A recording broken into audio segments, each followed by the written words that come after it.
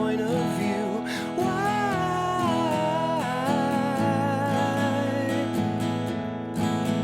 The anti-labor world's greatest newspaper will always be here for you. So come on.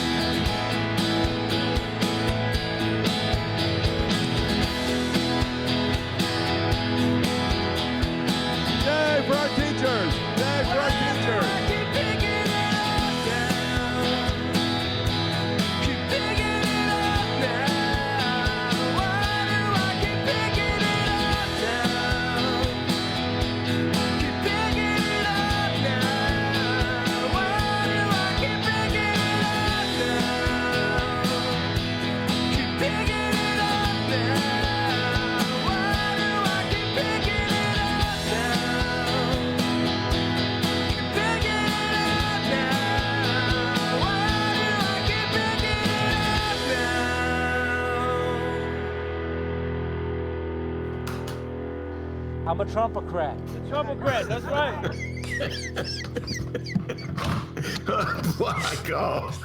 Oh, Lord. How's it going, everybody? We're back. Yes, we are back. That's the latest from Michael Girardi, world's greatest newspaper. Why do you keep picking it up? Yeah.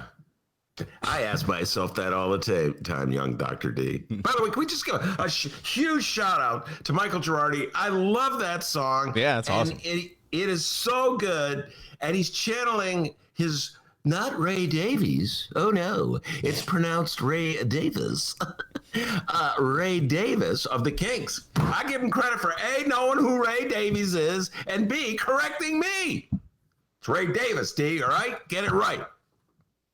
I looked it up on the internet. And God damn, that Girardi was right and I was wrong. Don't you hate when that happens, D? Yeah, it happens quite a bit. And, you know, I'm glad you did some research with your time off. Yeah, man. You know, I did that right away. As soon as he came on the air and when we played the bit, I go, I've been saying Ray Davies my entire life. I Best concert, yeah, Steve Miller Band and the Eagles. Pritzker, no one cares. Come on. Where did that come from? All right, your Ben Joravsky show for Tuesday, August 25th is just moments away. But before we do this, let's thank these unions for sponsoring this podcast. Makes sense, right?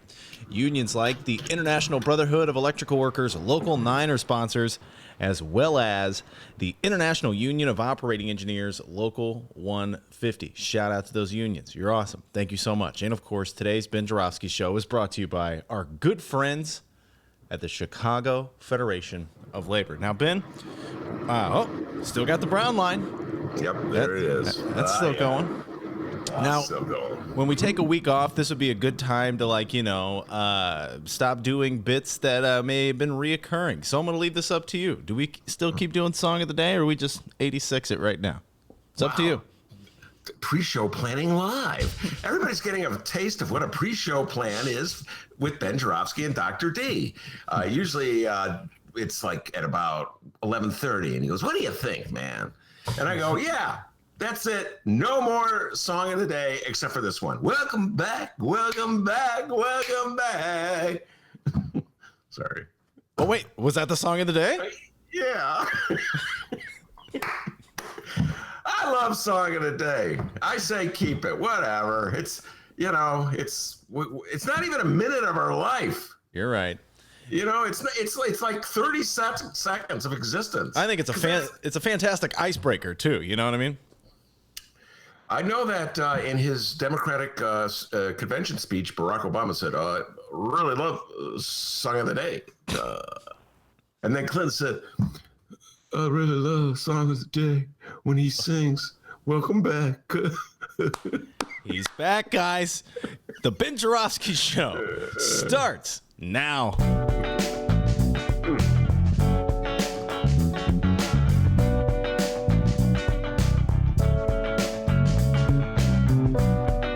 It is Tuesday, August 25th, and live from Ben's attic in my apartment, this is the Ben Joravsky Show.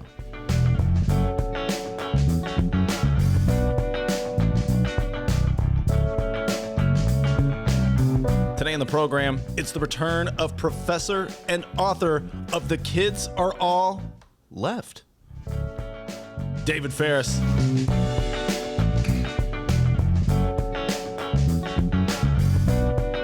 And now your host, Chicago Raider columnist Ben Joravsky. Hello, everybody. Ben Joravsky here. We're calling this Welcome Back to Lefty Land Tuesday. And here's why. I'm calling it that because we're back. That's why. Me and Dennis. Or is it Dennis and me? Or is it I and Dennis? Or is it Dennis and I? You know, D, you figure by now I would have gotten it right. Having only spoken English for like 60-something years. Yeah. Hey, guys, how's it going? We're back. Hi. Yeah, 1 week of vacation. You have a good vacation, D? Yes, I did. I enjoyed it very much. You look great. Oh, Can't you say that? Thank you.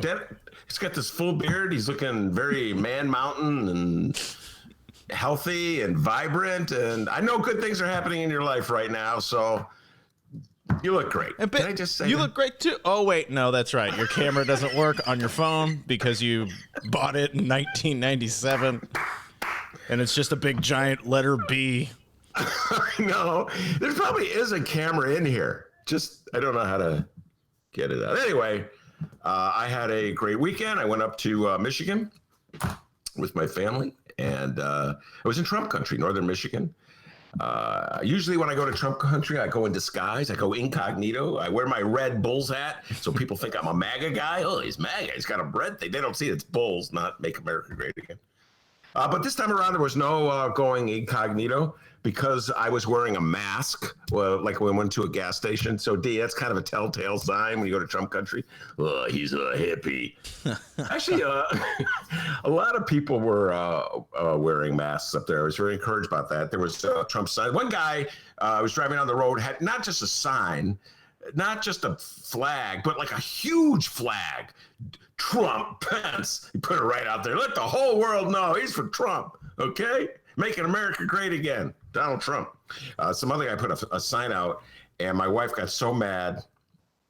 I shouldn't say this. I wonder if the statute of limitations has expired after 1 week. She stomped on the sign, D. Oh, Yes. my. I know, my wife is just militant. And then the guy, so she stomped it down. The guy put it back up, and then one of my daughters picked it up and threw it away, threw it on the ground. Holy cow! Holy God! I know. I shouldn't be saying this. Uh-oh, here come the cops. You're under arrest. Anyway, so yes. What did I do? The views and actions of Ben Joravsky's family do not reflect those of producer Dennis. Please don't arrest me. Yeah, no, Dr. D would never do anything like that. He would just be driving the getaway car. I read Cast. That is Cast, not Cass. Whenever I say that to my right-wing friends, they go, they wrote a book about John Cass, the conservative right-wing and columnist. And not Johnny Cash, the country singer. Yeah, everybody Cast, not Cass. Nobody want to write a book about Johnny Cass? It's Cass, C-A-S-T-E. The Origins of Our Discontent by Isabel Wilkerson. This is an unbelievable, fantastic book. I'm going to be talking about this book all week. I was talking to Mark Sims before we came on the show. He's our 3:45 guest. That's called a tease, D, in radio. He's our 7 o'clock guest. You can download it after 7 o'clock. Got your back. Trump my ace there. Very good, young man. Very good. So this is basically the whole story. Isabel Wilkerson, brilliant writer, lays out about, oh God, I can't even call it racism because it's beyond racism, but how people are just put into boxes, metaphorically speaking, at the moment they're born based on the color of their skin and kept there their entire lives, the whole history of it. And she compares and contrasts the caste, C-A-S-T-E system in the United States with the one in Germany during the Nazi era regarding the Jews, and the one in India that's existed for many, many years. And it's just this one compelling, eye-opening moment in the book. I remember I was like, I don't know where I was. I was somewhere peaceful, pastoral, trying to soak in the sights. I'm reading this book that's really wrenching. Very provocative and depressing on many levels. A young Nazi intellectual I'm reading named Herbert Keir was tasked with compiling a table of U.S. race laws and was confounded by the length to which America went to segregated schools. He made note that by law in most southern states, white children and colored children are sent to different schools, unquote, and that most states further demand that race be given in birth certificates, licenses, and death certificates. He discovered that many American states go so far as to require, by statute, segregated facilities for coloreds and whites in waiting rooms, train cars, sleeping cars, street cars, buses, steamboats, and even prison and jail. He later remarked that given the fundamental proposition of the equality of everything that bears a human countenance, it is all the more astonishing how extensive race legislation is in the United States. He was just one of several Nazi researchers, quote, who thought American law went overboard. Nazis thought we went too far. The Nazis.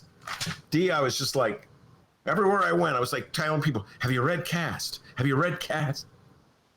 And they're like, that guy from the Tribune?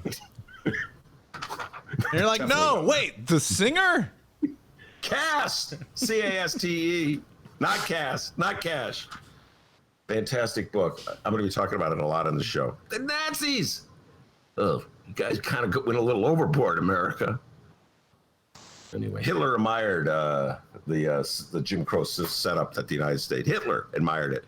Come on, folks, we got to look in the mirror. We got to change some things in this country. Anyway, while I was there, I was getting updates all the time on my phone, news updates. So I was following what was happening in Chicago, and I was watching the Democratic Convention.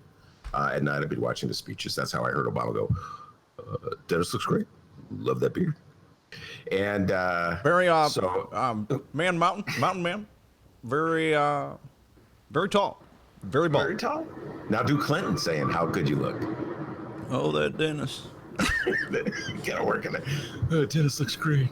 It's actually my Jim Coogan imitation. It's just slid in there. I gotta get Coogan back in the show to talk about everything that Trump's up to. Anyway, headline in the Sun-Times really brought home. It's just sort of conveyed my existence. The headline, this is right about the time at the start of last week when the Dems had officially nominated Biden as their candidate, and Bernie Sanders gave the speech extolling Biden's virtue and urging all lefties like myself to vote for Biden. And the headline in the bright one was Chicago lefties still feeling the burn, B-E-R-N, but not looking to burn, B-U-R-N, Biden. See, Democrats. Get the bong out on that one. Sometimes, man. Come on, man. Burn and burn. Get it? That's a long headline. Yeah, it's a long headline. A lot of puns and very long. Yeah, it was. Well, it was the internet headline. I'm sure the one in the paper itself was a lot more concise. But the part that killed me, D, was lefties was in quotes. Chicago lefties in quotes. You know, like they they weren't quite sure that everybody in sometimes land would know what a lefty is. You know what I mean? It's like it accentuated the feeling that I generally have that like whenever I read mainstream coverage of people like me, you know, lefties in quotes, like we're this weird subspecies of humanity, and they're not quite sure if we're real, and they're not quite sure that if most people read it, they would know what a lefty is. Well, a lefty. Like they're explaining, you know, like someone who just popped out of a spaceship from Mars.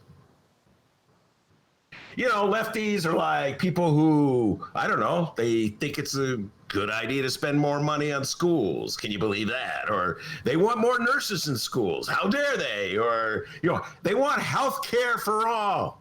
Oh my God, that's so weird. Yeah, it's like reading, whenever I read well, not whenever, but many times I'll read an article about TIFs in the Tribune, and they'll write, the so-called tax increment financing program. Geez, it's like, God, 5 minutes in the show, I'm already talking about TIFs. I got my game back, ladies and gentlemen. Just like Steph Curry stepping on the court for the first time, hitting the three. Yeah, the so-called TIFs, like it's some foreign weird thing that you may have heard about, but it doesn't really affect you. Well, it does affect you, but we don't want you to think about it. Anyway, the article goes on to quote Carlos Ramirez Rosa, Stacey Davis Gates, all regulars in the show. In fact, Carlos will be on the show this Friday. I just got a text from him confirming that. Looking forward to talking to Alderman Carlos Ramirez Rosa about local politics, national politics. He's a big-time Bernie Sanders supporter. But yeah, so that's us. Carlos, me, Stacey, many of you listeners. In fact, I got to give a shout out to Babs, a regular listener of the show, and he puts stuff on my Facebook wall all the time, D. What up, Babs? Yeah, which, I'm, as everybody knows, I'm not really a big-time Facebook reader, but I got to say, Babs was right on. He put this one thing. Hold on. I'm calling up Facebook now, D. I'm doing two things at once. Oh, my God. All right, let's see if I can After do it a right. week off, oh, Lord, please. All right, here we go. Take your time. Facebook, and here we go. Here we go. Oh, this is brilliant. I got to give him credit. Ben, this is for Babs. Follow me. This one is counterintuitive. Make no mistake, the Democratic establishment wants to paint progressives as nothing but a few far-left outliers, most notably the grumpy old mad professor and his radical protege. The DNC's Kerry Powell McCain trio Tuesday night was aimed at the American exceptionalism conservative hawks. But with AOC, the establishment manufactured a smear campaign that resulted in vitriolic personal attacks by Democrats based on NBC's mischaracterization of her speech. All mainstream, universally liked, non-controversial progressives hidden by design. No way does the Democratic Party want to allow its base to put a likable face on the progressive movement. I have to say that, Babs, you're absolutely correct. It furthers my sense of alienation. The basic Democratic attitude about lefties like myself and you, Babs, and Dennis kind of hides that leftyism, but he's pretty out there. Like, oh, if you could only hear Dennis in the pre-show meetings. Good God, he's a lefty. But their basic attitude toward us is shut up and vote for Joe Biden. That's their basic attitude toward us. Meanwhile, the Republicans, on the other hand, they welcome their base. They welcome their base, and their base is freaking nuts. I know that sometimes put lefties in quote like we're weird. I mean, we advocate things for things that most people want, like healthcare for all. Most people want that. It's just that it's controversial because it might upset the insurance industry. That's the only reason it's controversial. So the Republicans put in those nutcase McCloskeys. You see them, D, last night? That's the couple from St. Louis. There was a Black Lives Matter protest. These dudes are out to freaking lunch. They was walking peacefully, not even on their property, through the gated community that they live in to go protest at the mayor's house, who live down the way from them. And the dude comes out with not a shotgun, with a rifle. So they got the local attorney, this district attorneys have charged them with some minor crime. And now they're heroes on the right, and they get a speaking moment. I think they got more time at the Republican convention than AOC got at the Democrats. So, Babs, I feel you, man. I hear you. I know what it's like. Lefty, just go over there in your little corner of the world. Go in your little podcast in your attic, overlooking the alley and the porta potty, with your producer in his house across the street from the high school and the construction. Stay away from us. And by the way, vote for Biden. Well, the McCloskeys featured prominently at the Republican convention. I swear to God, Isabel Wilkerson, this is another chapter when you want to do an updated version of CAST, C-A-S-T-E. And D, I am afraid the Sun-Times headline got it exactly right. I really have no choice. I have no choice. I have to vote for Joe Biden. Donald Trump and the Republican Party and the McCloskeys, I keep calling them McCaskies because that's the bear. McCloskeys are so frightening. I have no choice. I have to vote for Joe Biden. But I got to tell you this. I'm not shutting up. Oh my God. Are you okay? Did you fall down? Ben! I just wanted to see if you were paying attention. I'm not shutting up, ladies and gentlemen. You can take the quotes off lefties because we actually do exist. We got a great show today, everybody. David Faris. Hey, he's not afraid to say he's a lefty. He's coming on. He is funny as hell. He's got some really interesting things to say about the Democratic convention, contrasting it with day one of the Republican convention. What a bunch of nutcases, the Republican convention. And then, as I already said, Mark Sims, he'll be coming on. We'll drop him at 7 o'clock tonight. And he's all fired up. He wants to talk about CAST, C-A-S-T-E, the Isabel Wilkerson book, talk Kenosha. Man, this Kenosha is really sad. The young man, Blake, who was shot, is paralyzed. That's the latest story to come out of Kenosha. And shot by the police. I don't even know what to say. They just shot the dude. And he's an Evanston kid, my hometown. He's from Evanston. I knew his grandfather. So anyway, we'll be talking about that. And we got to talk about his show, Just a Few Questions with Mark Sims, which you can find online right now. He's got a ton of episodes, everybody. Yeah, it's a great show. It's a great show. You've been on it, D, haven't you? Yeah, I was on it. You were on it. You talked about Alton. Yes, as I recall. So anyway, I can't wait to talk to Mark. It's been too long since it's been on the show. David Faris, Mark Sims. But before we do that, the young man from Alton, the man that everyone, lefty, righty, middle of the road, calls Dr. Doobie with the news. I'm Dennis. Hey, we're back, everybody. And before we hit the ground running, before we find out what's happening in Chicago and or Illinois this afternoon, Ben, I think we need to talk about one local story that broke while we were away last week. This occurred on Thursday. The Chicago Tribune reported that for the first time in recent memory, Chicago police are enforcing an ordinance prohibiting neighborhood demonstrations, even peaceful ones. And we learned last week that because of this, Chicago Mayor Lori Lightfoot's home is now on protest patrol. Under the mayor's orders, the Chicago Police Department have effectively banned protesters from demonstrating on Mayor Lightfoot's block in the Logan Square neighborhood, ordering officers to arrest anyone who refuses to leave. Mayor Lightfoot defended her decision, saying, quote, Given the threats that I have personally received, given the threats to my home and my family, I'm going to do everything to make sure that they are protected. I make no apologies whatsoever for that. I've talked to my fellow mayors across the country, and seeing that, seeing the kind of things that have been done to them and their family members, I'm not going to have that happen. That's not why my wife and my child signed up for. It's not what my neighbors signed up for. We have a right in our home to live in peace. Photos were circulating online showing dozens of officers guarding her home and her block with barricades. 6 people were arrested Saturday protesting near the mayor's home. 4 women and 2 men were taken into custody and charged with misdemeanor counts of residential picketing. They live in New York, Washington, Arkansas, and Pennsylvania. One of the women told the Sun-Times some of the demonstrators were with the, quote, Jesus Matters movement. She said they were protesting because the country is going to...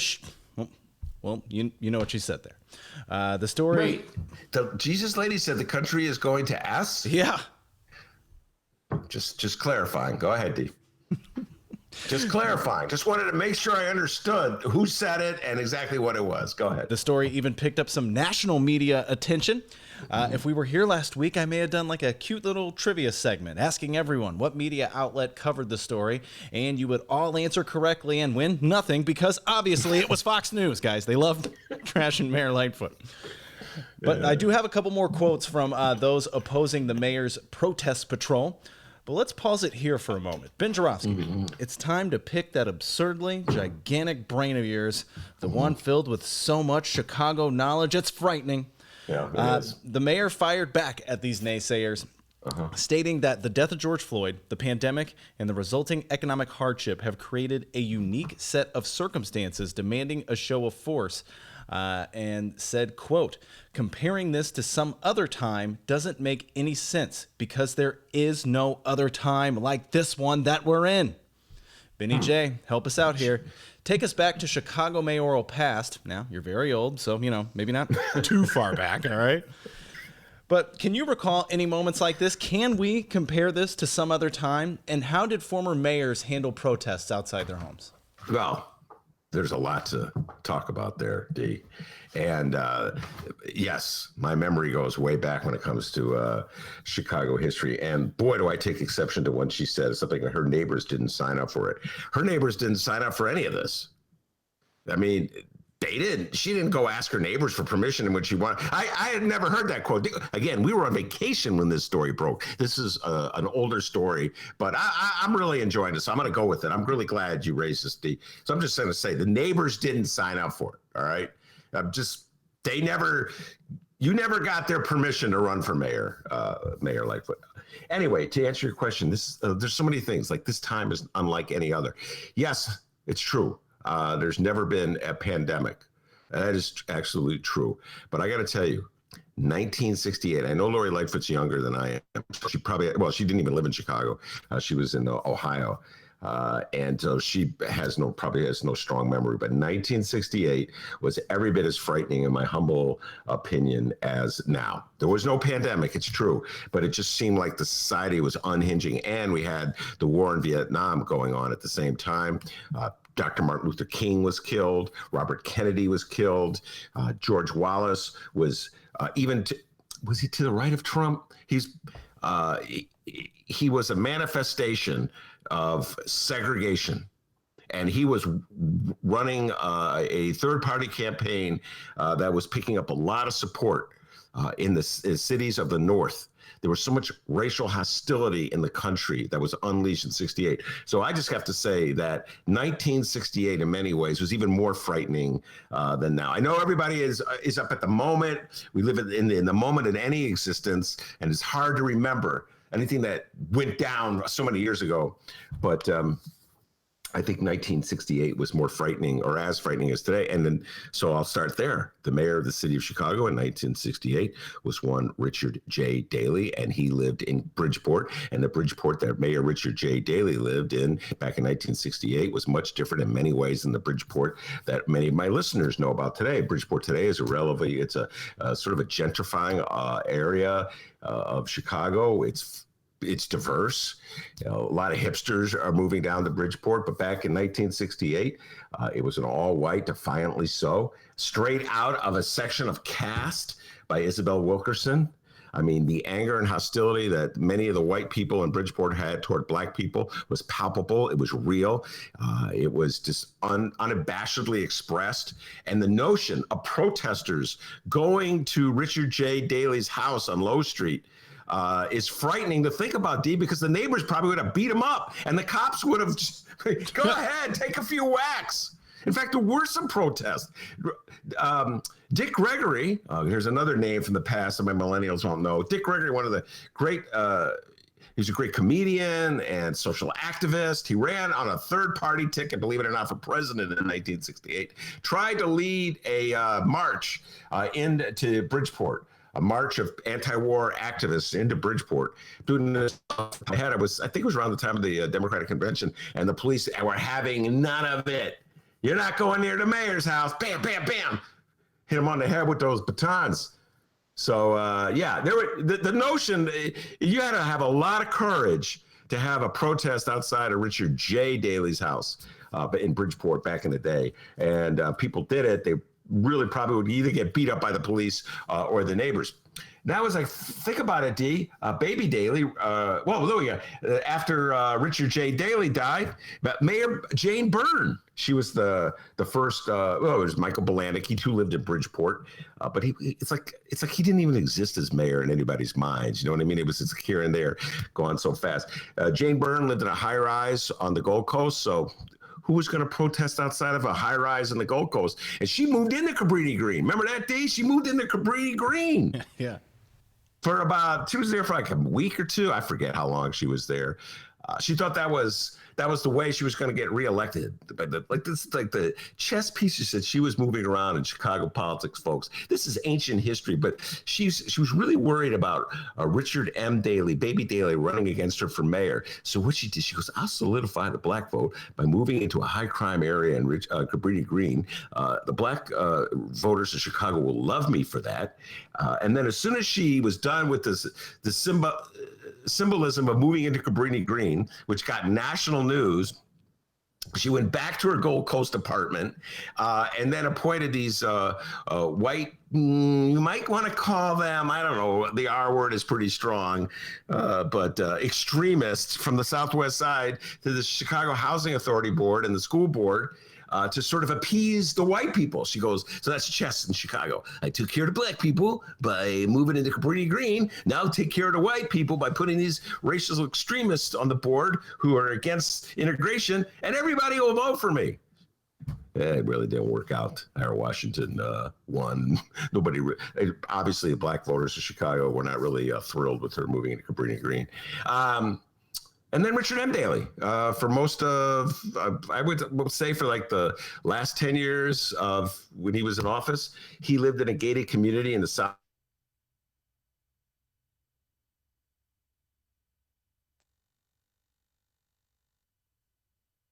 Uh-oh. Ben Joravsky, are you there? Hello, Ben Joravsky. I'm going to say this about Rahm Emanuel. All right, get ready for this, D. I'm going to say something nice about Rahm Emanuel. You ready?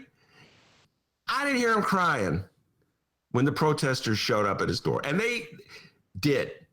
And it wasn't, it particularly after the Laquan McDonald video was released, when it became apparent that Rahm Emanuel was, I said I was going to say something nice about him. And as soon as I start, I go down that path.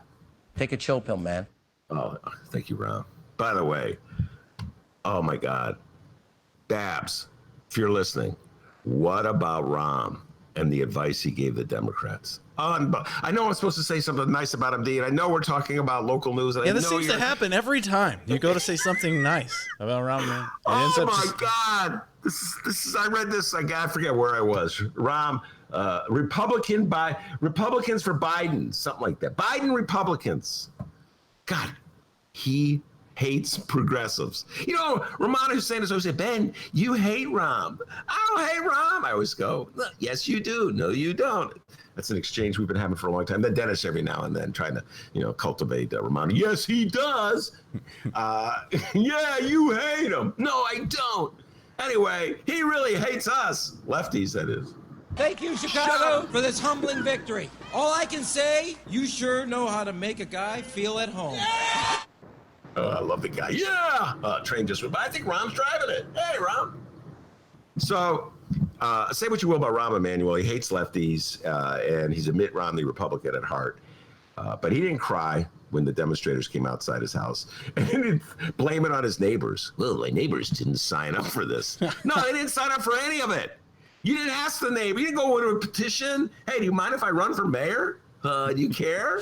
You just ran for mayor. Now you're blaming the neighbors. Well, the neighbors, it's not fair to them. Well, you shouldn't have run for mayor if you're worried about the neighbors. I don't know. I'm all over the map on this one. I'll get into it later. I know you got more to the story to read. From what I recall, Mayor Rahm was pretty stone cold when it came to people protesting outside his house. I heard one person say, like, yeah, we saw Rahm. He was in his kitchen just making a salad while we were protesting. Yeah, it was an anchovy salad. He cut up little onions. One person, hey, Ryan. Shout out to Ryan. Yeah, so Rahm didn't cry. Give him credit for that. And he didn't care about his neighbors. Can you imagine being Rahm's neighbor coming over? We're out of sugar. Can you have F you, mother babe, get off my... Go down Rahm's house. Mr. Mayor, I need some butter. So, yeah, Rahm, he didn't cry. There were police everywhere. There were helicopters everywhere. People, and they protests. I remember there were many protests, not just the Laquan McDonald protest. Many protests outside of Rahm's house. He didn't cry like a baby. So that's that in a nutshell, D, is the history of Chicago mayors and protests outside their home. And it was unthinkable that anybody would protest outside of Harold Washington's home. And Harold Washington lived in an apartment in Hyde Park. And, just people didn't, I'm trying to think about it. I don't think anybody ever said, had a notion of protesting. Why would you protest Harold Washington, the greatest mayor the city of Chicago ever had anyway, D? Right? So, I don't know, Mayor Lori Lightfoot. It's shutting down the protests. It does seem a little extreme. There's more to the story, young man. Well, we got a lot of quotes. We got a lot of messages that you people have sent here on the live stream chat. We're going to read those a little later here, but we got to read some quotes. Our first quote comes from FoxNews.com and Pulitzer Prize winning journalist Charlie LaDuff. LaDuff said about the mayor's protest patrol outside her home, quote, "You're not allowed to cordon off the world when the rest of us want exactly what you want. In a way, I understand. She's scared. One, you have a responsibility to us, however, to explain the nature of these threats so we can assess the necessity for this. Two, I called my people in the Chicago Police Department. You've got cops in your home. You have them outside your home. To extend that perimeter out is to pull cops from that district so everybody else gets less. So in a way, it's hypocritical. You have an 80% approval rating, and yet you feel besieged by a really vociferous... get out your dictionaries for LaDuff here. LaDuff! My goodness. I'm Charlie LaDuff. I have big words. I'm a writer. Okay, you have an 80% approval rating, and yet you feel besieged by a really vociferous minority. I think at this point, it's just not credible. You took the job. You're not allowed to cordon off the world when the rest of us want exactly what you want. We would like the police to respond to us. We would like professional police to protect us. And when you do it, we don't have it. So I guess this is up to Chicago to deal with it. But if it was to be done in Detroit, the guy would be laughed out of town. Yes, Charlie LaDuff, so folks know, was a columnist for many years in Detroit. Charlie LaDuff, now he's on Fox TV. Good, Charlie, I guess that's kind of a promotion. All right, let me say this, D, as to the points that young Mr. LaDuff raised. As my Uncle Eldon once said. Wait, I have an Uncle Eldon. You too? Just wanted to see if you're paying attention. D, actually, I think Darren Bailey once said this. Farmer Darren Bailey. The face of the Republican Party, the brightest mind in the Republican Party today. Yeah, that Darren Bailey, State Representative Darren Bailey, who probably be running for governor next time around. As Darren Bailey once said, folks, rocks come with the farm. Ever heard that saying, D? Yes, I have. Yeah, you know why? Because he said it to me this morning. I was unbelievable. Like, what a great saying. So I was trying to pull that off. I knew that all along, but I couldn't do it, D. Just couldn't do it. Rocks come with the farm. You want to be the mayor of the city of Chicago, this is some of the stuff that you deal with. So I understand that LaDuff point of view.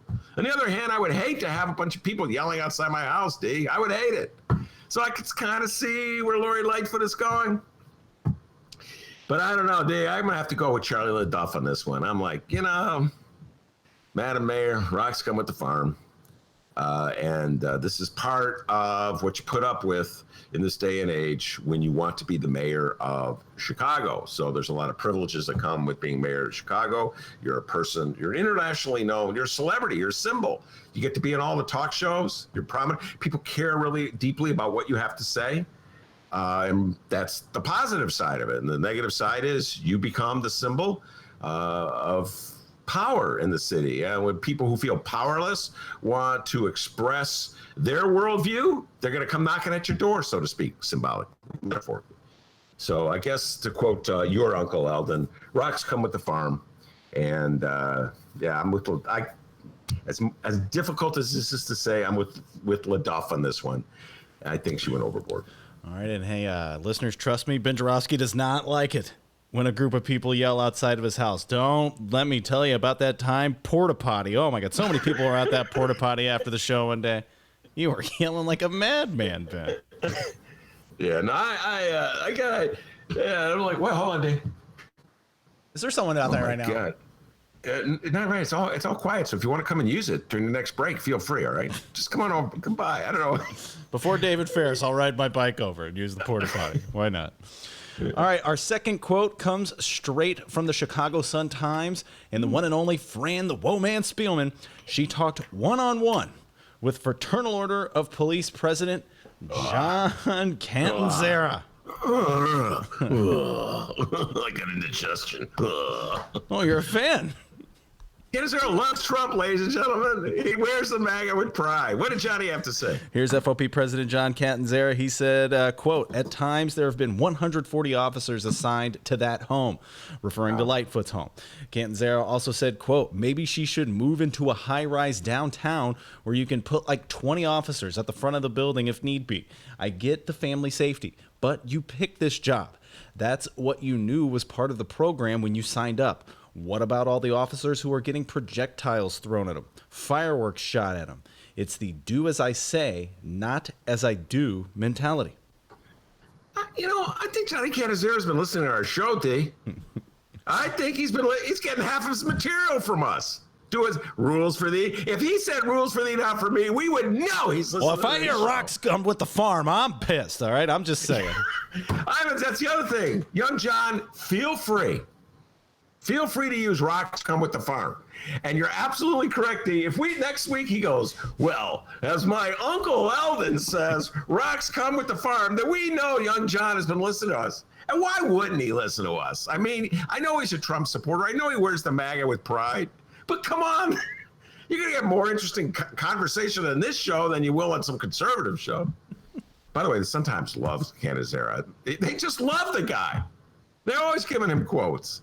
Johnny Catanzara, I hope you're subscribing to the Sun-Times. Don't be cheap like a millennial and reading it on the internet. They've been supporting you. You should support them. Get yourself a subscription. By the way, I'd like to thank... But you know what? He has a point. I got to give the guy credit. He has a point. I'd like to thank listener Frank for letting me use his Chicago Sun-Times account for me to look up the news. You're the man. I did not. I forgot that. God bless you, Frank.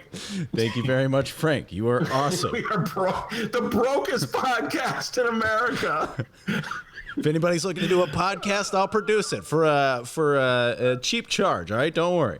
And speaking of Fran Spielman, she's still doing that Fran Spielman show, guys. Go check it out every week. In fact, her latest interview is Chicago Mayor Lori Lightfoot. All right, she talks about her role in the 2020 Democratic National Convention, and Fran, she's going to throw some hard balls as well. I'm sure she brings up Protest Patrol as well. So go check it out at the Chicago Sun-Times website and wherever else you download your favorite podcast. By the way, I have to say something else about Catanzara. Show a little gratitude to Lori Lightfoot. I mean, Lori Lightfoot has been taking a pro-police stand on the whole defund the police movement. Lori Lightfoot has effectively isolated Chicago lefties like myself, like we're from another planet. And so she's essentially endorsing the fraternal order police view of the world. So I don't know, Johnny Canizero, you should show a little love for Lori Lightfoot because she has been showing some love for you. I just was thinking about that, D. You know, every lefty I know cannot stand Lori Lightfoot. When they say when old boy LaDuff says she has an 80% approval rate, I don't know where you got that 80.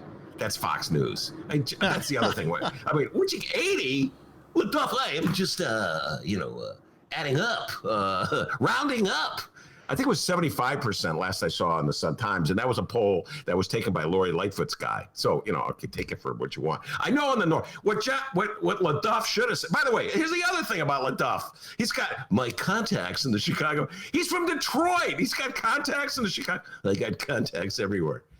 That sounds like Donald Trump. Remember Donald Trump? Some police officer told me that there was a way to stop crime in Chicago in 2 hours, or was it a day? I don't know. Maybe it was a week. Let's give him a week. Yeah. Hey, anytime you want to step in and do the little magic with your friend, the Chicago police. I think these guys have these imaginary friends who are police officers, that talk to them at night. My imaginary police officer friend. I would say, Charlie, I don't know where you got that 80% number. Last I saw it was 75%. It was and that was Lori's pollster. It's probably 80% on the north side where they love Lori Lightfoot, no matter what she does, no matter what she says. So if LaDuff had said on the north side of Chicago, I would buy it. Sorry, D. I didn't mean to interrupt you. All good. I mean, it is the Ben Joravsky show, so that's all good. But so that was that. We're all caught up on that story we missed. Ben, is there anything that happened while we are away that you would like to touch on? Now's your last chance. Yes. Thank you for asking me that, Dennis. And I just want to say this. I am going to take the deep dive with Carlos Ramirez Rosa. This is a fascinating story that broke last week while Dennis and I were enjoying a week off. And it had to do with the Chicago City Council having a vote on a resolution I think was proposed by Raymond Lopez, Raylo of the 15th Ward, calling on Governor Pritzker to send in the National Guard to fight crime in Chicago. And it just, like, if you really want to understand the bizarre world of the Chicago City Council and the different factions of the City Council, you really have to do the deep dive into that vote. And so I was on vacation. Dennis was on vacation. Mr. Bike Day Glowats was on vacation. I believe he was biking somewhere and camping. Literally camping. He goes camping. He bikes and he camps. It's unbelievable. But he's going to be back to talk about it. Carlos I think it's a fascinating tale. There were 17 people who voted against Lori Lightfoot on this resolution. She wanted to send it to committee and bury it and kill it. So you had like the Raylo crowd, which is heading into Trump country on the law and order issue and thinks that Lori Lightfoot's not strong enough on law and order. They were for it. But then you had some progressives defund the police types like Carlos Ramirez Rosa who voted for it. And that had to do with procedural matters and the way in which a mayor, an all-powerful mayor, stifles debate by sending stuff to committee. So fascinating insights into how democracy, small d, democracy works in the Chicago City Council. And I applaud I applaud them. I believe that there should be robust debate. I'm actually with Darren Bailey on this one, DB. Holy cow.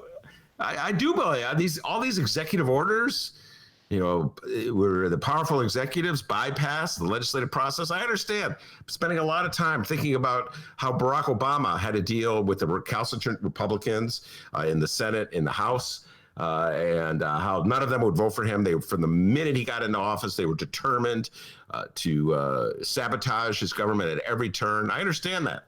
So the reality is executive order was the only way in many, many instances that he could establish anything resembling his initiatives.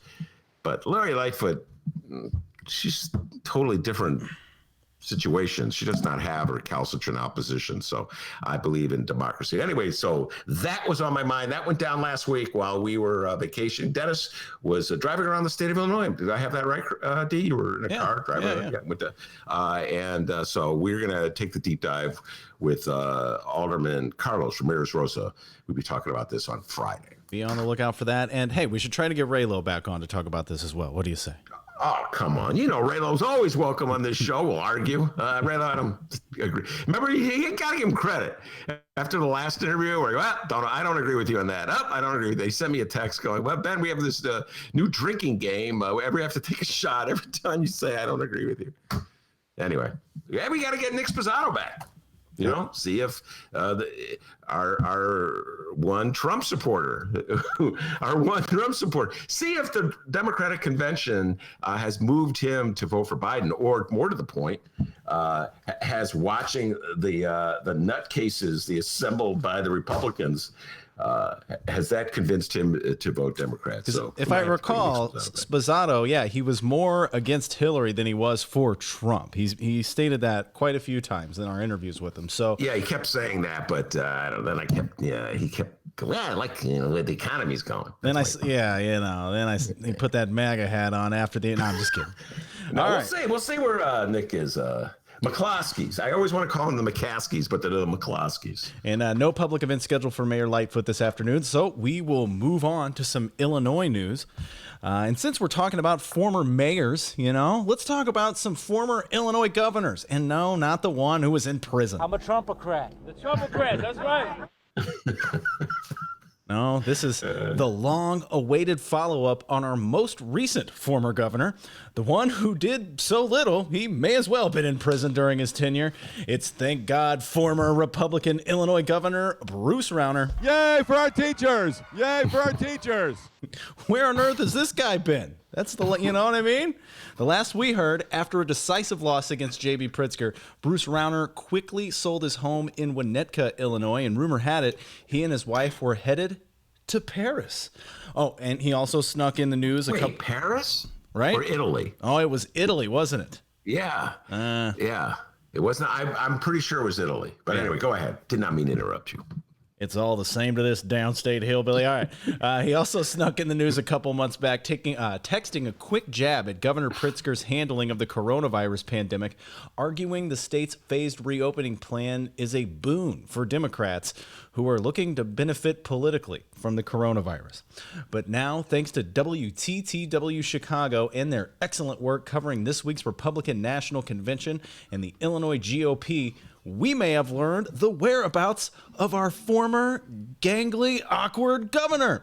WTTW and Amanda Vinicky writes, leading up to and during his term as Illinois' 42nd governor, Bruce Rauner spent some of his personal fortune to help boost the Republican Party in the state.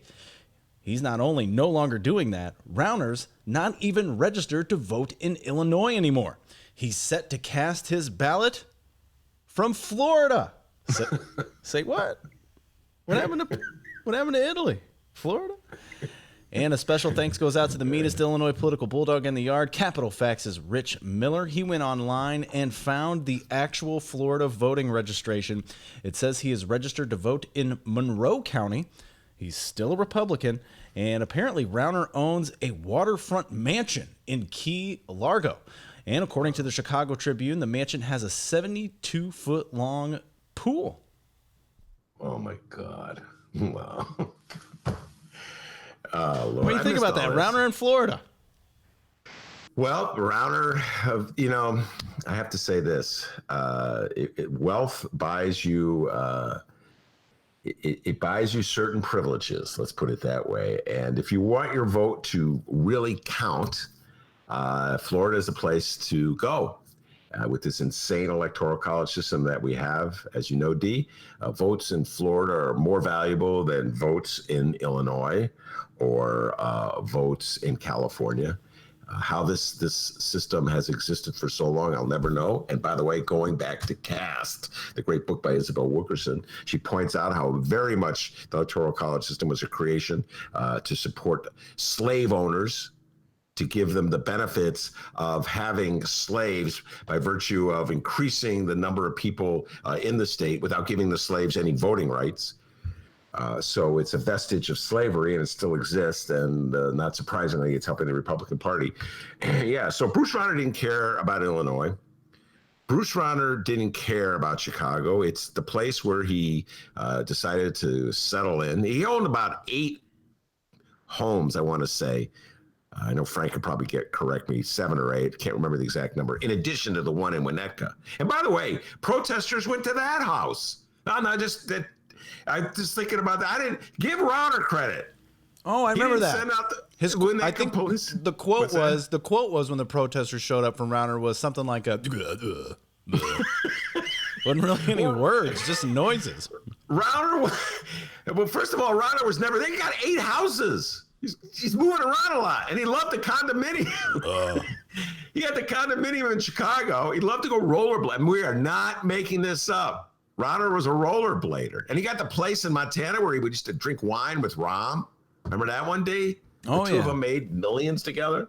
So, he's like Trump. He wants to go to a swing state where his vote will count. And he's in Florida. And suddenly I found myself doing Barack Obama. And the rest of us are stuck here in Chicago. By the way, I'll bet you Barack Obama's not. Do you think Barack Obama's voting from Chicago, D? I don't know. I had to think about that. Great question.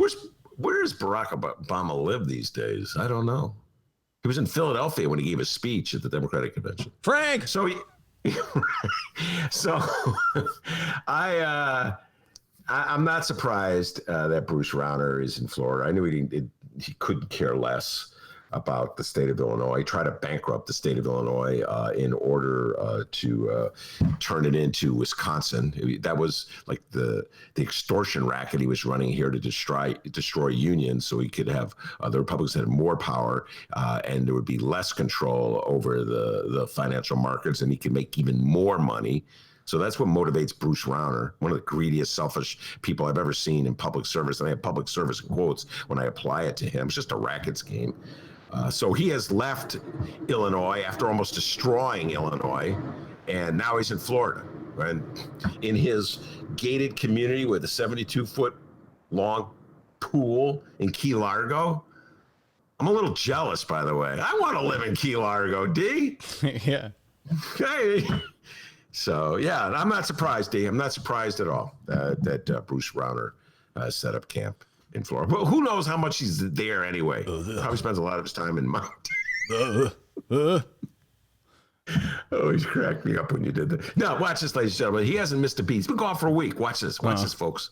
This is not pre-show prep. This is just live improv. D, do J.B. Pritzker. Do Bruce Rauner. Lori Lightfoot. Not doing that. Anyway, Trump. Donald Trump. Do Donald Trump. There you go, ladies and gentlemen. Is he good or what? Zanies, please. Zanies, open back up. I need a booking. That guy is good, lady. You're good. You're good. All right. Robert De Niro. Yes, guys, we're back with live shows, back to work, and that means Frank's back to work as well. Break's over, Frank. Frank sent us a message here. He let us know Bruce Rauner owns 9, count them, 9 homes. Damn. 9 homes. Thanks, Frank. 9 homes. I know he had 2 condos down there. Not 1, 2. Remember when Rauner, oh God, this is how greedy and selfish he is. He claimed 2 homeowner exemptions. And then he pretended I didn't know that. Homeowner exemption is for your home. You get a break in your property taxes for your home. Tribune always forgot that. Tribune was so outraged by J.B. Pritzker and Toiletgate. They failed to mention Rauner and his homeowner's exemption. I didn't know. What a greedy, selfish governor. Now he's gone, just like that. Boom. I'll show you. I'll go to Florida. I bet he kept one of those condos downtown, D. Bet you anything. Oh, absolutely. Bet you by golly, wow. Find me in Key Largo. All right. With Rauner no longer living in Illinois, WTTW went on to write that this is a sign of the lurch that the Illinois GOP is in. The congressional delegation is split 13 Democrats to 5 Republicans. Both of the state's U.S. senators are Democrats. There are no GOP constitutional officers, and Republicans are in super minorities in both the Illinois House and Senate. They went on to say that it wasn't always this way. In Governor Jim Edgar's day, it was Republicans who held the reins in Illinois. And speaking of Jim Edgar, here's a question.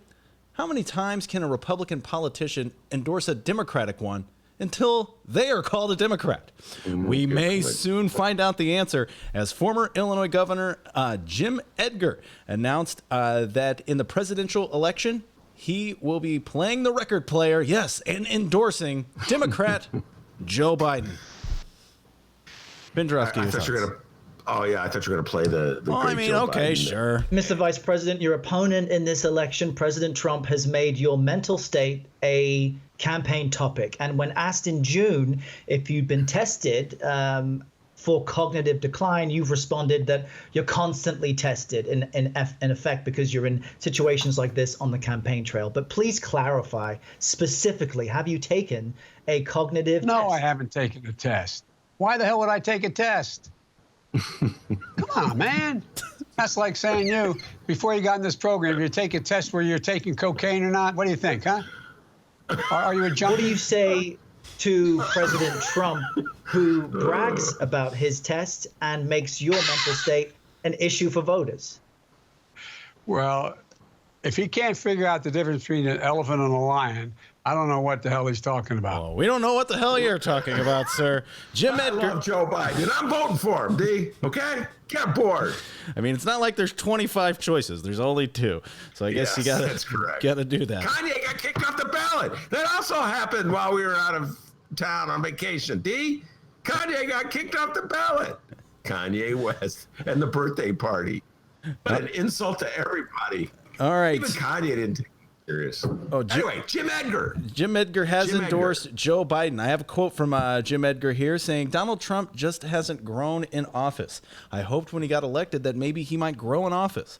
He has been more of a disappointment than I thought he would be 4 years ago. And I was definitely bummed out when he won 4 years ago. But I think this country has suffered a lot that's going to take a while to take care of. Let's see here. It says here, while Trump is popular in much of downstate Illinois, well, you could say that again, Edgar said Trump hurts Republican candidates who run statewide in the city of Chicago and in the suburbs. Final quote from Edgar. Ben, tell us what you think after this. Edgar said, quote, if Trump would lose in November, then I think the Republican Party in Illinois statewide has a better chance of coming back. Republican candidates have to answer everything Trump says and does. It hurts them in the suburbs and in the city. There you are. Your thoughts? Well, first of all, the Republican Party is in serious trouble in the state of Illinois, and there is a split between what's left of the Jim Edgar wing, which is perhaps best represented by Jim Durkin, the state rep from DuPage County, and the DB branch of the Republican Party, which seems to have most of the people in it. And that would be the Darren Bailey branch of the Republican Party, which loves to wear the MAGA hat with pride. So Donald Trump leaving the scene, I don't know if that's how that's going to rectify that. Bruce Rauner bought everybody. He bought their allegiance. And he bought their allegiance to sign on to his vociferously, Charlie LaDuff, anti-union rhetoric and agenda. And so Republicans, whether they were anti-union or not, had to vote with Rauner on that because he was writing the checks. So now he's left the scene. My guess is it's the Tea Party country, and that's what's going to control the Republican Party. And there's just no room in the Republican Party for someone like Jim Edgar. Absolutely no room. I don't know how Durkin can put up with him and still have any credibility in his mind as being a rational, thoughtful person. So I do not blame Jim Edgar for leaving the Republican Party. The Republican Party that he knew no longer exists. It's very bizarre because on one hand, you got Jim Edgar, who is voting for Biden. And on the other hand, you got Blago, who is really pounding the drums for Donald Trump. And when Blago came out of prison, D, remember he goes, I'm a Trumpocrat, you know, like I'm a somehow. The Trumpocrats, that's right. Trumpocrat. That's right. I love that guy in the background. And so, you know, it was like he was saying, I really appreciate what Donald Trump did for me, letting me out of prison. And I also appreciate Donald Trump signing the First Step Law, which is really like the most significant piece of criminal justice reform that we've had in the last 30 or so years. So on those issues, I'm with Trump. Now, I just read this interview with Blagojevich. He's like, he's like Edgar, only from the Democrats. The Democratic Party that existed when I was, before I went to prison, no longer exists. And it's become too left-wing. And I'm like, what are you talking about, man? To quote Joe Biden. I mean, seriously, Blago, what are you talking about? When you were the governor, you fashioned yourself as a Bernie Sanders type progressive. You know, you said they came after you because you gave free rides to senior citizens. That's straight out of the Bernie Sanders playbook. The only people who stayed with you, the only people who were remotely loyal to you, and there was a very few of them, were lefties who appreciated what you did for the grandparents, for their grandparents, for older people in general. On the CTA, we got free rides. And now you're throwing them under the bus. Man, there is no loyalty in politics at all. So Rod Blagojevich, his move to the right on all issues. Apparently he's against health care for all. Well, he had great health care when he was in prison. So, you know, he didn't have to worry about it. And he's become a Republican, not just a Trumpocrat, just a flat out Republican. And Jim Edgar has become a Democrat. So D, that's kind of the shifting sands of Illinois politics right there. And we didn't even get a chance to talk about Jim Thompson. I got to write about Jim Thompson. He died while we were out of town. So much happened last week, D. I know. Jim Thompson, former governor of the state of Illinois,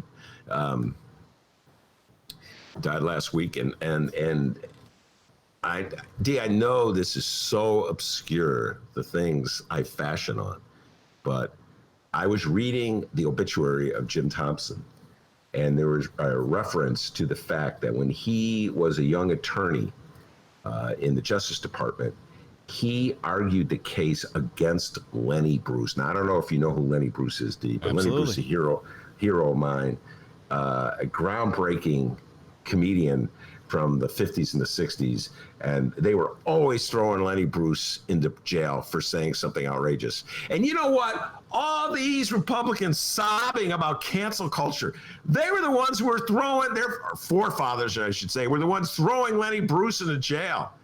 And Jim Thompson wrote the government's position, the appeal, to try to put Lenny Bruce in jail, prison for, I think he was sentenced at one point for up to a year. So I've been meaning, D, to take the deep dive in this one. I know probably very few people care, but it is relevant, folks. I mean, we talk about cancel culture. We talk about First Amendment rights. We talk about free expression. Really, the only people who've ever suffered in this country for standing up for what they believe in are lefties, going back to lefties, in quotes, like Lenny Bruce. I can't think of any Republican who went to prison for speaking his or her mind. And it's Republicans throwing the lefties in prison. So, and Jim Thompson, I saw that, I'm like, God, you know, you could have apologized for that, Jim Thompson, but no, he said, no, he stands by it. So I guess I shouldn't speak ill of those who've just passed, but that's something I'm going to look into deep. Jim Thompson. All right, and we did have one public event scheduled for our current Democratic governor, J.B. Pritzker, and it was a big one. Today, Governor Pritzker was at the Will County Health Department at noon discussing the COVID-19 response in Will and Kankakee counties. We'll make sure to give you updates on that before we roll out of here. All right, Ben, anything else you'd like to say before we move on to David Faris? Well, I would like to say this. We've come to that part of the show where I get all nervous because we're reaching out to our guests. So a quick pre-show planning question that should have been asked 2 hours ago. Do you have David's email address? Well, it's funny. You did ask me that, and we did talk about it. And yes, I do. Man, I tell you what, that's all that reefer I smoked in the 70s. All right. Nope, I'm ready to move on, talk national politics with David Faris, talk about the Democratic convention, the Republican convention, the Electoral College, all that good stuff with David Faris. All right, everybody, don't go anywhere. It's the Ben Joravsky Show. We're live from my apartment in Ben's attic. Michael Girardi in tax increment financing. The city voted just for fun. We got a feeling this mayor's the one. We want a boss who talks real tough. When we ask too many questions, we want to be told to shut up. Tax increment financing. We can pay for anything like shopping malls with movie screens and everything but what you need to kids who wanna eat for free. Get a fucking PhD and don't you dare complain to me if you want an opportunity. Someday we are the ones who fall in line. Yay for our teachers! We've been the masochists 1,000 times. We are the ones who fall in line. I've seen a whole lot of catfish and turtles. No gators yet, though. Woo! They say they want to level with you, like they level public housing and they're level in schools. You gotta file just to beg for the truth, and if they reject it, then shame on you. Tax increment financing. We can pay for anything like shopping malls with movie screens and everything but what you need to kids who wanna eat for free. Get a fucking PhD and don't you dare complain to me if you want an opportunity. Eventually, we are the ones who fall in line. Yay for our teachers! We've been the masochists 1,000 times. We are the ones who fall in line. Take a chill pill, man. We are the ones who fall in line. We've been the masochists 1,000 times. We are the ones who fall in line.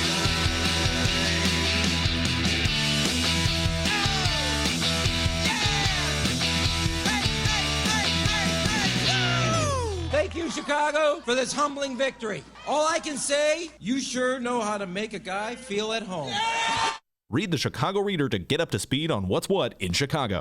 Culture, food, arts and entertainment, weekly concert listings, weekly event listings, the environment, travel. I can continue, but you get the point. And for all of you Chicago political junkies, raw weekly columns on real city politics from Maya Dukmasova and our very own Ben Joravsky. The Chicago Reader, free to the public in newsstands throughout the city and online at chicagoreader.com. Read it now and be a more informed Chicagoan. Discover more about our wondrous, world-class city at the Chicago Architecture Center, now open and adhering to public health safety standards. Plan your staycation exploring 2 floors of awe-inspiring exhibits, from our interactive city models to skyscrapers that change the world, and learn about the fascinating stories behind the fabulous facades. Book your tickets today at architecture.org. The stories of the city begin at the CAC.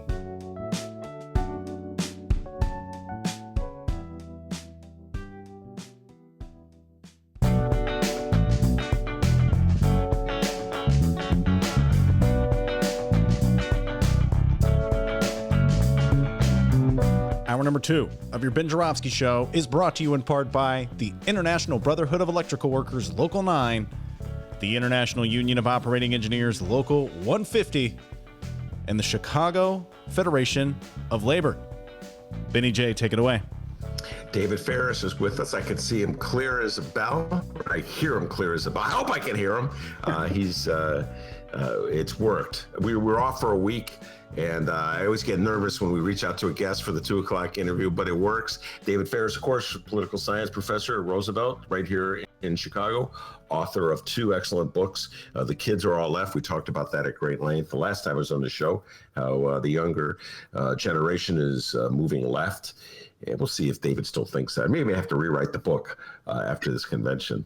And Time to Fight Dirty, which I consider the modern day Bible for Democrats. Of course, they're ignoring it, as my beloved Democrats just always want to lose, it seems like, and aren't certain about what they have to do to win. Anyway, David Faris, welcome back to the show, young man.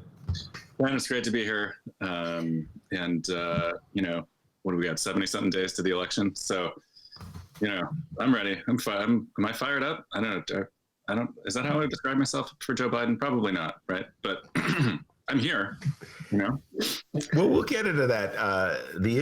The attitude that Dems have toward lefty voters, progressives, whatever we're called. Everyone's a progressive, so I guess we're lefties. Let's just start with your general thoughts on what went down with the Democratic convention. I was out of town. First time ever I was out of town, David, during a convention. In my defense, the convention was moved to the time when I was already planning to be out of town on vacation. So blame it on the pandemic. But your general thoughts on the Democratic convention that went down last week? Yeah, I was on vacation too. I believe that we were vacationing yards from each other. So, in Michigan, so I've caught up on it over the last couple of days, and I was really struck. I mean, it was a confident presentation. It was frankly, it was a pretty tight 8 hours because these conventions usually are an all-day affair with speakers that start at noon that nobody really watches unless you are a super, super hardcore political junkie. And they made they planned this. They've been planning this for a while, and they wanted to fit it all into 2 hours a night. And I think they pulled that off pretty well in terms of the goals that they set for themselves. But I was really struck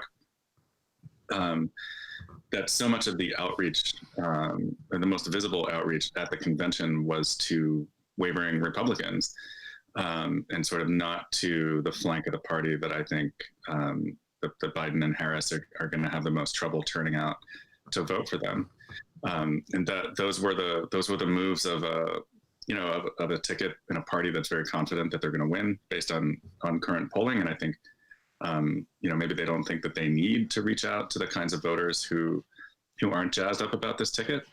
But it certainly felt like a lacuna to me in terms of I realize that my views don't represent necessarily a majority of the American people, but there was not as much reaching out to the left as I thought that there could have been. There was not as much kind of reaching out to young voters as I thought that there could have been. It's not just about AOC's 1 minute. It's more about, if you just look at the full breadth of the convention, there just wasn't that much sort of meat and potatoes for the party's progressive base. And I think that was kind of a lost opportunity. I also think there was a lost opportunity to associate the president with the Republican Party. One of the things that really struck me, and I'll stop yammering after this, but one of the things that struck me about Harris and Biden's speech was how nonpartisan they were. And I know that was a deliberate choice, right? Because they think that the path to victory runs through, moderate former Republicans in the suburbs. And talking trash about the Republican Party might not appeal to them. But I do think that there was so little, I don't even think the word Republican appeared in Joe Biden's speech. And that's a shame, because the party convention is not just about the nominees, it's about the whole party and the whole party's debate. And I think that they needed to do a much better job making the case of the Republican Party, not just Donald Trump, but the Republican Party has run this country into the ground in a variety of ways. And they need to really start thinking about how they will define the party against the Republicans after Trump is gone. No, I don't think they did much of that at the convention either. Now, I'm a Democrat, right? So I liked it, right? Like I liked it more than I'm enjoying what's transpiring right now in North Carolina. But how somebody like me or you perceives the content is really less important than thinking about, what's the message that the party's trying to send, and how does the party see itself winning in November? And on that score, I mean, it's pretty clear that they've made a coalition with, that they're attempting to make a coalition with moderate Republicans to build this really big tent, and they didn't leave a whole lot of room for the progressives. No, and we'll get into, I'll probably have to bring you on for a whole separate show on the Republican Party, because the insanity of what's happening, and that's my word for it, with what the Republicans are doing in North Carolina. It's hard to say it's in one place, but with their convention. Let's go back to the Democrats, because there is an initial contrast, and I want to get you to elaborate on. We've talked about it in the past. The Republicans are unafraid to give a prominent position to the most radical wing of their party. They even gave Mark McCloskey, the lawyer from St. Louis, a moment at their convention. He's the guy waving the rifle at Black Lives Matter protesters who were peacefully walking down a public street. So they give him a position. The Democrats squeeze the brightest young star in their party, AOC, into a 1-minute segment, in contrast to how they dealt with a bright young star in 2004, Barack Obama, who had just been won the Democratic nomination for senator from Illinois. They gave him a major speaking role in prime time. It seems as though, and many of my listeners agree with me on this point, it seems as though that we're like, we, meaning lefties, we're like this embarrassing uncle or something that they want to lock away in the closet, and just don't embarrass us. Don't talk loud at the table. Don't breathe loud in an elevator. Don't say anything. Don't do anything. Just shut up and vote. That's how progressives are treated in the Democratic Party, as opposed to being like the energy that freaking infuses a party with purpose and meaning and troops on the ground and passion and ideology. And I don't know. That's kind of how I view it. What's your thoughts, David Faris? Yeah, I mean, I agree. I mean, I think when this thing was getting planned, I can see the meeting, like Biden is sitting in a room with Tom Perez and some of the other, the muckety mucks in the party. And Biden, Biden's like, here's the deal, Joey, my dad used to say to me, Joey, like these kids aren't going to vote. I think they're just like, the kids aren't going to vote for me, right? Like, I'm not going to be able, I can't win anybody over. He's like, I think he thinks like, he could deliver the severed heads of billionaires on a platter of Medicare for all. And college students still would not turn out for him in the numbers that he would like, that could really blow the doors off of this thing. And I think once they concluded that there's a certain kind of an independent Democrat or real independent who's left leaning, who's just not going to come out for Joe Biden, it's like they stopped trying. They were like, we're going to win, so why do I have to give AOC 5 more minutes? If she's the one that said she shouldn't be in the same party as me, like, why should I give her a prominent speaking spot, right? And so they gave more time to John Kasich than they did to AOC, and they gave more time to like Colin Powell. It's like you can see, it's like you can see all of the machinations that went into this, but behind all of that is really, I think, a theory of the case, which is that like there's enough progressives that are just going to come out and sort of reluctantly vote for this ticket because they have to. And that they would lose more of these moderate former Republicans than they would win back if they centered, these young rising stars in the party more than they did. And I think that's a big I think it's a mistake. I don't know how else to put it. I think it's a mistake just in terms of the theater of the convention, because, people like AOC and Ayanna Pressley and all these young stars, like Katie Porter, these people should have been all over the convention, and they weren't. They buried them, and they buried them because they're going out there with a message of national unity, and a message of nonpartisanship and a message of coming together, while knowing that 4 days later the Republicans are going to come together and hold like a bloody seance, where they kind of, where they move the thing over the Ouija board, and it's like Democrats must die, it's like Kimberly Guilfoyle's speech last night was like completely unhinged, like Donald Trump Jr.'s speech was completely unhinged. And then they turned the Mad King loose for 45 minutes on the first night of the convention, just so crazy. And here the Democrats are trying to project this image of being above the fray. And I think that there was a way to thread that needle a little more carefully. Like, you don't want to have the 5 craziest people in the party coming out and taking up 2 hours of the convention, right? But you also, I think you don't want to deliberately alienate the future of the party by just kind of pretending that they don't exist and pretending that their very real grievances against Republicans and the Republican Party just like aren't there, So, and yeah, it goes back to things we've talked about so many times, right? I mean, Democrats are like afraid of their own shadow. I mean, they're afraid of parts of their own coalition, and I think they've drunk the Kool-Aid on the idea that AOC and some of these other young stars are polarizing. And it's like, look, of course they're polarizing, like it's a polarized country. So like Joe Biden is polarizing, talk to a Republican voter about Joe Biden. I mean, they'll give you 5 minutes of like, conspiracy soaked craziness about, how he's a criminal and, stuff. Like they're going to hate him. They're going to hate whoever it is, if they're going to hate whoever it is, you might as well march your best people out there, put them front and center and let the cards drop where they will. And they didn't do that. Yeah. By the way, I'm going to take exception to the one word you used, your 5 craziest people in the party.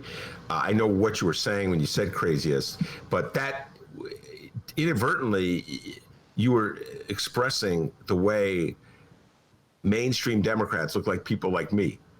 You know what I mean? Oh, he's a freaking lunatic. And that guy, nobody would listen. But it gets to the larger point you were making about their unwillingness to brand the Republican Party in a negative way. And they're not promoting democratic values. There are democratic values that would give people a real practical reason to vote for the Democratic Party. Healthcare alone. And David, it just seems like the Dems are afraid to take a lead.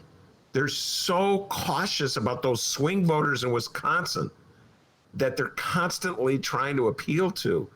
I could still hear the echoes of Amy Klobuchar in last year's debate talking about don't be extreme. People don't want to give up their health care. They don't want to lead on anything.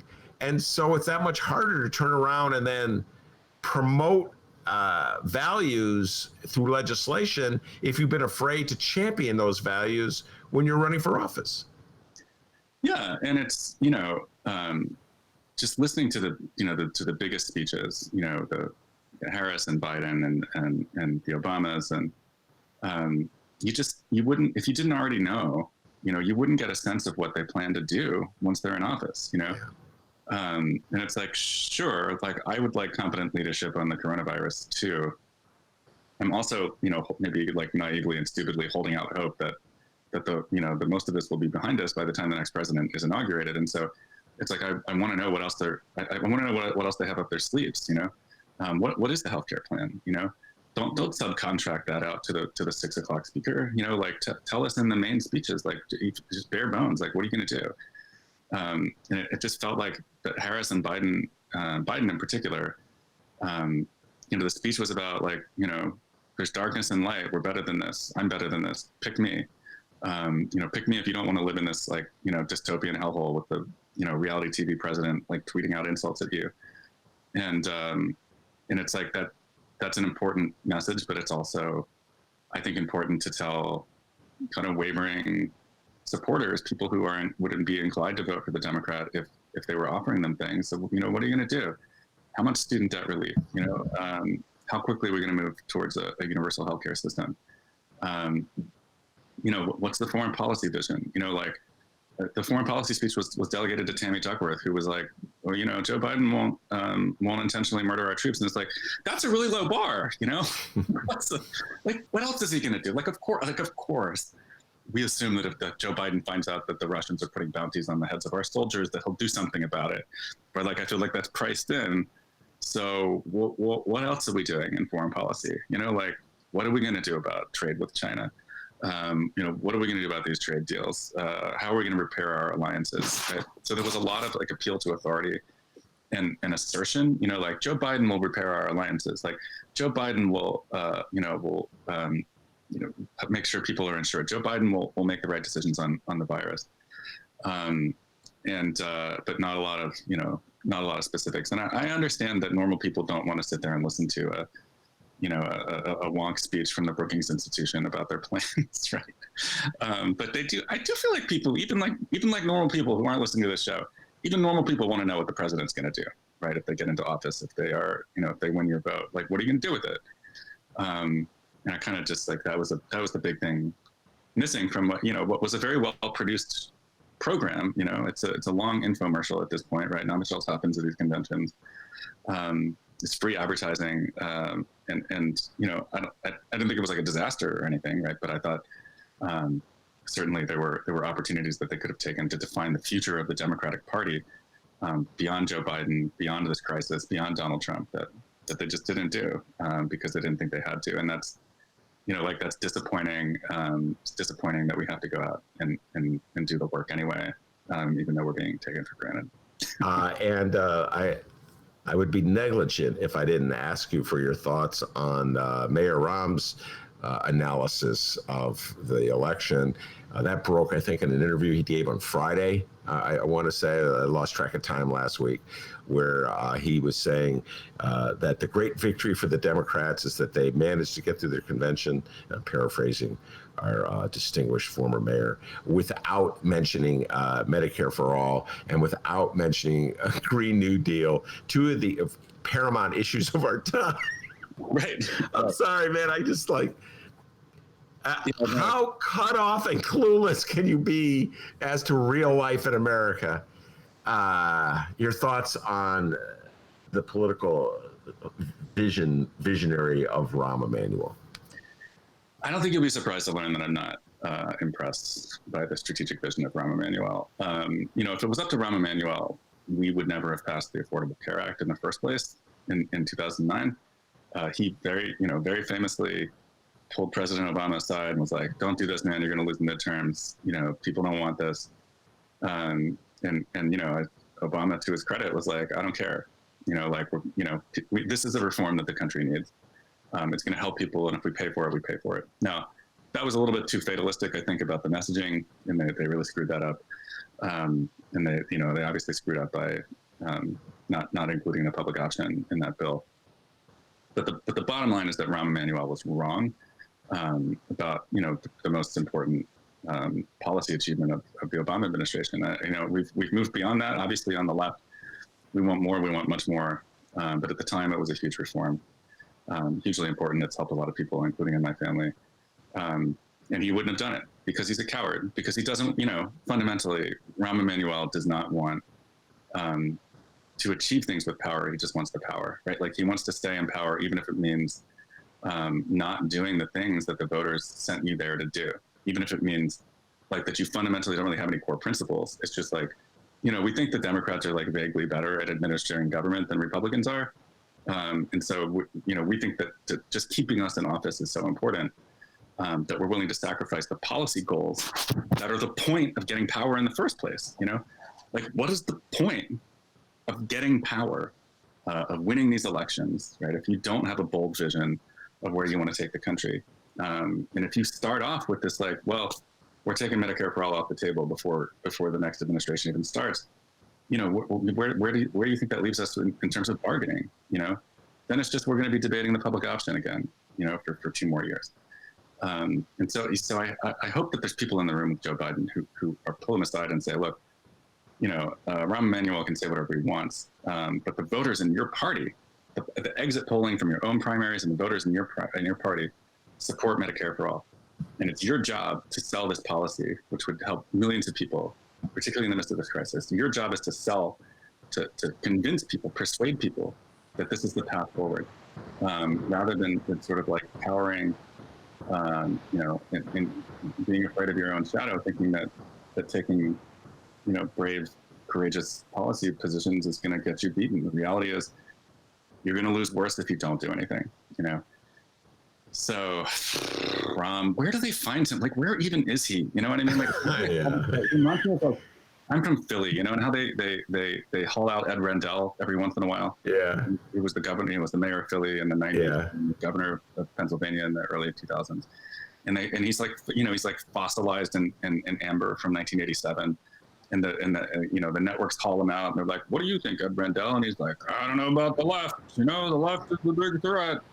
And all these guys who came of age during that time period just have this theory of politics that's being eclipsed before their very eyes, and they don't get it. It's pretty maddening. Well, I don't know if anybody cares what Rahm Emanuel thinks about anything at this point, but there he is. He's on the shows doing the rounds, Yeah. Well, he also has a job as an investment firm. So there's always the possibility that he's doing all this on behalf of some unknown client. You never know with Rahm what's really going on, There's always that possibility. But he projects, for better or for worse, and I put a heavy emphasis on the worse, to sort of like conventional thinking in mainstream Democratic politics, which is almost as an obstacle to what Republicans put up. You said something before I leave it. I have to get you to elaborate a minute. You were talking about Obamacare, which is perhaps the most significant piece of legislation that the Democrats have advanced in this century. Maybe the only piece of legislation that the Democrats advanced in this century. And you said he screwed up the messaging. That's a very important point I'd love you to elaborate on, because in many ways, the messaging over Obamacare is still very much alive, politically speaking, in this country. What do you mean by the Democrats screwed up the messaging on Obamacare? Well, I mean, if you think back to when this was being debated and enacted, the messaging was all about the budget, the impact on the budget. And so what they did was they allowed the mechanism by which they were forced to finish the bill off with, which is reconciliation, where you do have to prove that the bill will have a neutral impact on the federal budget over time. And they allowed the impact on the federal budget to be the sort of the central message of Obamacare, of the push for the Affordable Care Act. It was like the framing was not like we're going to save millions of lives, like we're going to save millions of people who otherwise would have died with this reform by getting them insured. It was like, this will save the country money. We're going to bring down the cost of healthcare by getting more people insured, by mandating that they get their insurance, and by putting some of these new regulations on the insurance companies, things like that. And from the get-go, from the beginning of that debate, they got sucked into this like unwinnable argument about the impact on the budget. How much is it going to cost? How much is it going to cost? Think back to the Democratic debates this year when they were talking about Medicare for all, and Warren and Sanders were forced over and over again to be like, well, the money, we're going to take them a little bit from here, and it's just, like maybe your taxes will go up a little bit, maybe they won't. Instead of sort of offering a vision of what the policy and what the law does for you as an ordinary American, they got sucked into a debate about the cost. And when you're debating costs, you're playing an away game in at the Republican stadium, and you're at a home field disadvantage because that's their turf. Their turf is like, that's too expensive. We can't have that. We can't have that nice thing. It costs too much money. And Obama, I think, had some really incredible skills as a politician. I think defending his own administration's policies was not one of them. So it's like, once they did something, I don't think that they did enough work reminding the public of where these new benefits were coming from. And last but not least, of course, they had to fight a midterm election before the law even took effect. So it's like they passed the law, and it was like, okay, this will happen in a couple of years. Meanwhile, we'll debate all the negative things about this law, and then we got to go win this election, right? Which they got creamed in. And so I think there's so many lessons for Democrats moving forward about the messaging for whatever they do on healthcare if they pass a healthcare law in 2021, it has to go in effect in 2021. At least some of it. Otherwise, they're going to fight 2022 on the cost issue, on this adds trillions of dollars to the deficit, rather than the very real change in people's everyday lives that they would feel if something along the lines of Medicare for All was put into place. Yeah, deficit is definitely a loser issue for Democrats. And I don't know if many people quote Ice Cube on political shows, but I got to give Ice Cube a lot of credit. He came out with some statements regarding the Democrats and how they treat black voters in general. But he went on a riff about deficit. And it was like, what the hell? Nobody gives a bleep about deficits. Stop talking about deficits. We're talking about real lives in real time right now. I'm like, could anybody in the Democratic Party listen to Ice Cube? Because I thought he was right on. And we all know it's a game, David, from local politics. Whenever they don't want to spend money, they talk about the deficit. You're going to hear Lori Lightfoot talk about a deficit when it comes to putting nurses in schools, can't afford. But when they want to hand out money to a developer to build some upscale community, suddenly, that's an investment. Okay, then they talk about it. So everybody knows they're playing a game. I don't know. Yeah, I mean, it's think about like the tax cut from 2017, which created this like $1 trillion hole in the deficit. Nobody ever asked the Republicans like where their money is going to come from, right? It's the assumption is that money, that those tax cuts are so broadly beneficial that they will, magically the money will trickle down to working people. They'll spend the money in the economy and the government's receipts will magically go up. That's obviously not what happens. But when Democrats are talking about their policies, whether it's student debt relief or whether it's Medicare for All, they really need to emphasize the fact that these laws will have other like knock-on effects that will be positive for the economy, right? Like everybody's like, well, forgiving the debt would cost, $4 trillion. And it's like, sure.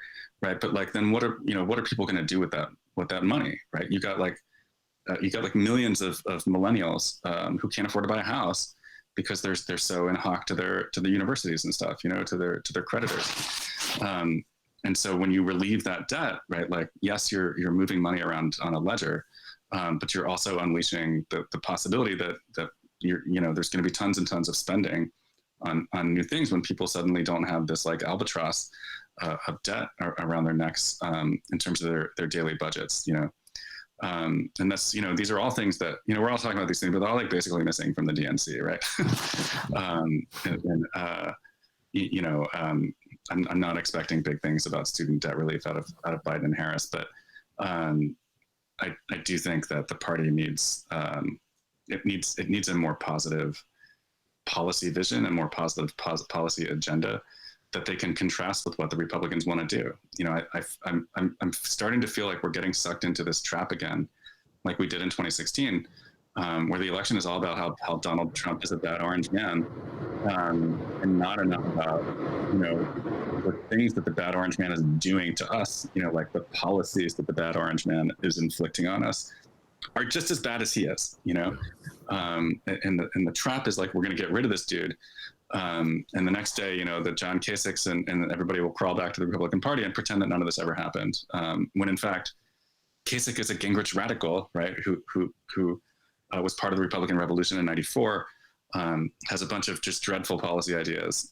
He just happens not to be a sociopath, right? And so, don't be ruled by sociopaths. I guess that's a slogan for one election, but like, what are we going to do in 2022 and 2024? If we've made the central identity of our party that we're not Donald Trump? It's like, well, who are we? All right, let's talk about the role that Kamala Harris plays in all this. And we spent so much time talking about who Joe Biden is going to select for his running mate. And then I was not impressed with Kamala's speech. I feel as though whatever she brought to the table, they were definitely toning her down and making her an adjunct to Joe Biden. I guess that's the role of the vice president. What was your thoughts about her speech and what she brings to the ticket? I think Harris was the obvious choice. As soon as it became apparent that Biden was going to be the nominee, the betting markets converged on Harris. I think everybody expected it to be her. I think that but just the imagery of this elderly white man who, for maybe perfectly good reasons, but has trouble, finishing a sentence coherently. They needed a woman of color on the ticket, and Kamala Harris is the most prominent and most experienced, Black woman politician in the country, in the party, and she's younger and she's dynamic. Maybe it didn't all come through in this video address because it's just a weird medium, but I think that she always made a lot of sense. I lost $2 betting on Tammy Baldwin, just because she was only trading at 2 cents on predicted. But I always kind of thought it was going to be Harris, right? And I think the theory is, Harris is the person that appeals to the Obama coalition piece of this. The emerging Democratic majority from the early 2000s, where it's the party will be women and people of color and young folks and Latinos and all this stuff. And I think the theory is that she's the bridge to those folks. But for whatever reason, it's a whole other podcast. But she's not super popular on the progressive left. Because of her record and as Attorney General in California and District Attorney in San Francisco, there was a lot of contention during the primary, and she got hit pretty hard, I think, by Sanders and his allies on that record in the press, particularly the kind of the progressive press. And I think it dragged down her popularity with that wing of the party. And I don't think she seems younger than she is, I think. She's like 55. And so I think those youngest voters, the people that voted for Bernie or for Warren in the primary, are also probably, maybe some of them are, but they're probably not like super stoked about Harris either. I think that Harris does shore up, the party's position with Black voters. I think she'll do a lot for Black turnout. I don't think that's being appreciated yet. There's some evidence that Biden is doing better with some minority groups that are a key part of the coalition, including Latinos, because of this selection. And so there's good and bad. The reality is there was nobody out there that would have satisfied everyone, and there was nobody out there that would have ensured Joe Biden's election to the presidency. I think that the VP's contribution to that is pretty minimal anyway. But yeah, her speech, I mean, the thing about the DNC is, they shortened the speeches, right? So everybody had like 20 minutes. And job one of that speech for Kamala Harris is to introduce herself to the Democratic voting public. Like, this is who I am. This is my story. This is my husband. These are my kids. This is what my parents did. Stuff that honestly, like, people, hardcore political junkies, like, this is not a huge factor in their decision making, but ordinary folks who are just now tuning into the election, the theories, they want to know who they're voting for, right? Like, where's this person from? Like, how did she become AG? Like, how did she become a senator? And you want to project an image of, an appealing image that low information voters can look at that person and be like, they seem normal. Yeah, I'll vote for them. You know what I mean? Like, yeah, Kamala Harris she's a Democrat, right? Like, she holds Democratic public policy beliefs. I personally think that she's a bit more progressive than she's being given credit for in terms of her time in the Senate. But she does have that some baggage from her time in California. But the speech itself, which just like Biden's, was just remarkably free of policy substance. Yeah.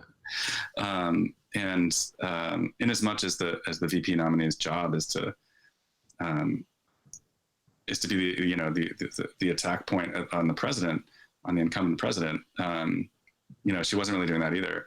That doesn't mean that she won't, right? It just means that they crafted this convention to be as nonpartisan as humanly possible, to appeal to independents and these moderate Republicans. And I think her speech was crafted in that regard too. And so the image of Kamala Harris that I would, if I know nothing about her, if I was, one of these people that just like crawled out from bed and was like, oh my God, why is everybody wearing a mask? This is so crazy. What's going on out there? Is there an election?